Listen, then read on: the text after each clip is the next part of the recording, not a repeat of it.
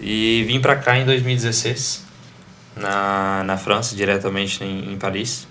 Mas voltando um pouco no Brasil, assim, a minha decisão de sair, né, do Brasil foi que, cara, o Brasil ele é muito bom.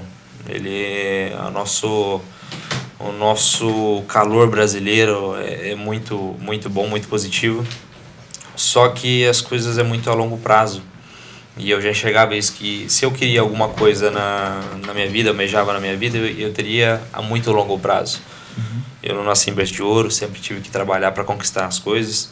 E, de certa forma, isso acaba fechando algumas oportunidades. E fiz faculdade, falei, não, talvez no Brasil não vai ser o lugar onde eu vou conseguir explorar, conseguir conquistar o que eu gostaria de fazer. E vou para fora.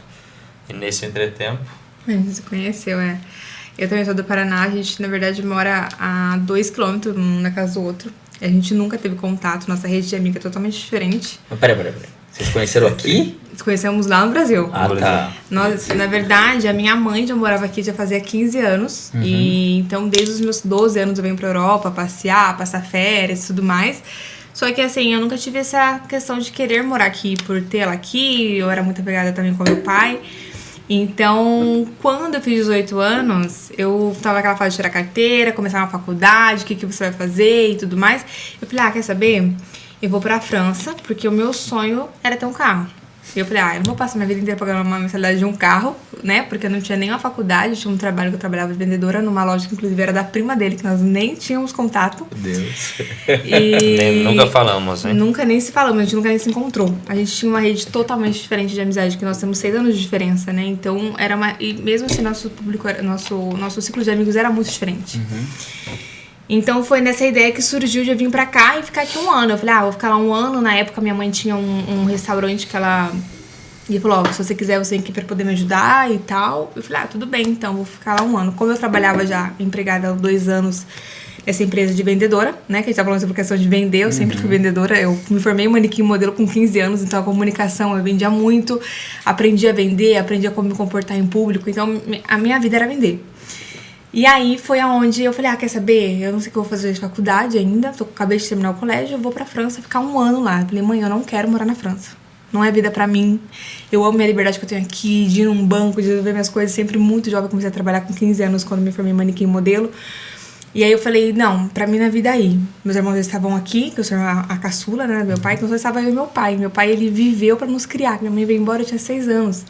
Então ele foi pai de 3 adolescentes, de 2 adolescentes e de uma criança. Então, assim, minha vida era meu pai, ele não casou depois da minha mãe. Então eu falei, poxa, meu pai também, e também tinha todo aquele ciclo de amigos ali.